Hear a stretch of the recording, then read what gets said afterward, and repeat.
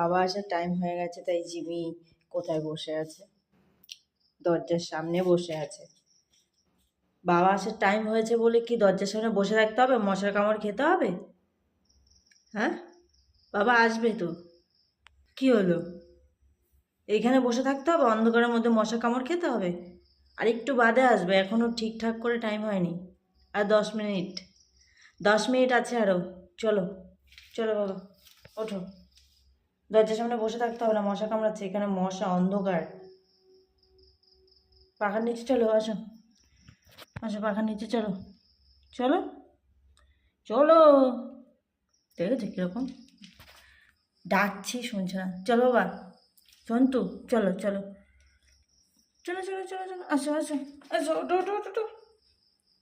মশা খেয়ে নিচ্ছে, কি করবো বলো তো একে নিয়ে?